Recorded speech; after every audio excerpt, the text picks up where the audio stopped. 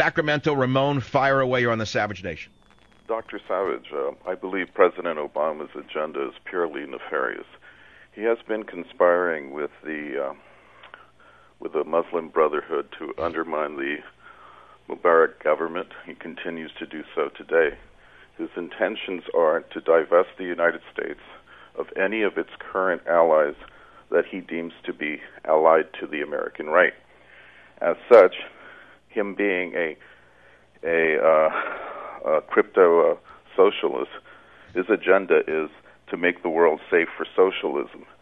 He is not an incompetent buffoon when you consider that he has moved that agenda quite a bit of late. And any other interpretation is grossly naive. He is for Well, I think that you're very careful in what you just said. It's a very carefully constructed paragraph that you just expressed on the Savage Nation.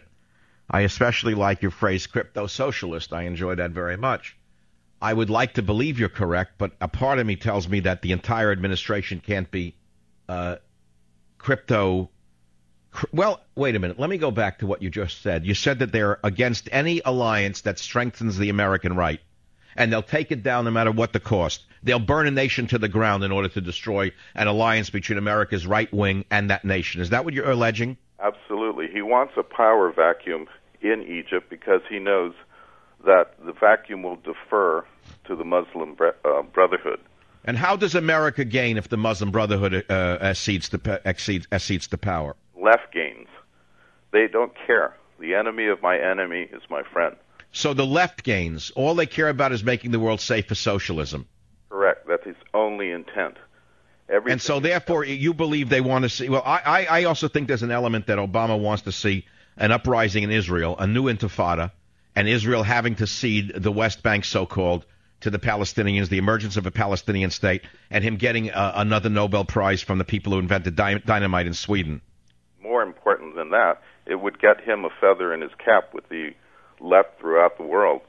And this is why he is so cynical about Israel, our one true ally in that part of the world, and perhaps our best ally in the world, in spite of their left-wing faction as well. Ramon, without going into details about your life, are you an author, a writer? What do you do? I'm an investor, but more importantly, I'm a person that tries to be as unbiased as possible. This is well, you sound very clear-thinking.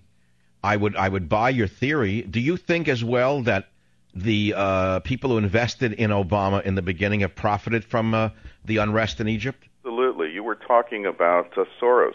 Soros is the ultimate insider information man. Now, he is a left-wing apparatchik, but that's only convenient for him.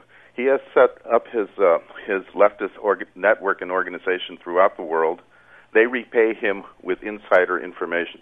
For instance, Obama repaid him with the brokering of oil for Brazil in the in the Caribbean. He did this to repay him. That is how you repay Soros. How could we find out if the Soros fund made money off trading in the Egyptian pound over the last 2 weeks? Is there any way to find out right now? Absolutely. He endears himself with any revolution that he helps conspire, and he intimidates any democratic... But it was Soros who just funded the purchase of the Huffington Post by AOL, is what I've been reading. Is that your reading as well? AOL will crash and burn even faster. But right. When they put a gold digger opportunist like the reinvented Arianna Huffington, first fake conservative, then fake progressive, now fake capitalist, they put her in charge of AOL News. Why? And so Soros can go out and hire 150 so-called investigative reporters who will report radical left-wing views of everything on Earth on the AOL website? It's amazing to me. He's a crony capitalist who knows how to work the agenda on either side. It doesn't matter. Ultimately, Soros, if he could not manipulate the left as well as he wished to, he would resort to manipulating the right instead of just simply intimidating. So he knows that the left are filled with kind of soft-brained individuals who are easily manipulated. Just feed them the rhetoric they want to hear. Right. They don't. As an investor, Ramon, is there any way to see if the Soros fund has made any money on the Egyptian pound in the last 2 weeks? There is, but the way to look at it is that the money will not come during the revolution. The money will come in about a year or two. Why?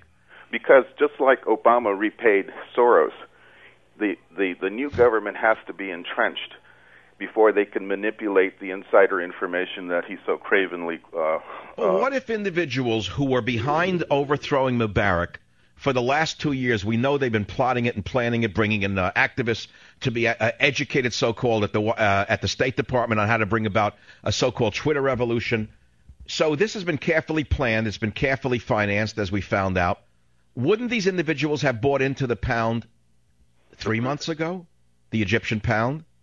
Obama chastised one of his intelligence heads because he was saying that the Muslim Brotherhood might come out ahead. Now, he was quickly silenced because his fat pension is going to disappear if he doesn't.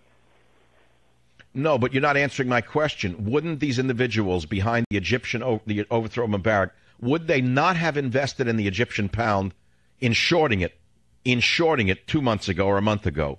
Yes, they would have.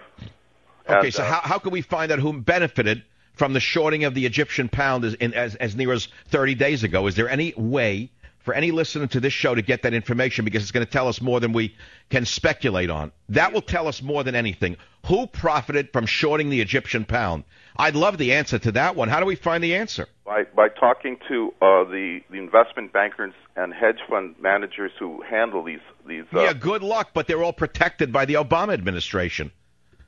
Private individuals that know about this simply because they follow the fundamentals.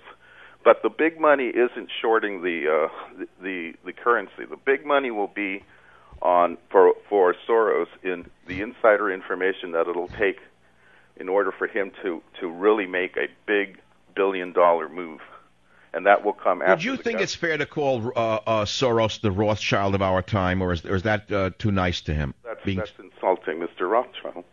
Okay, I get it. I hear you. Well, you're an intelligent caller. I love callers like this. I'll be right back to take others right here on the Savage Nation.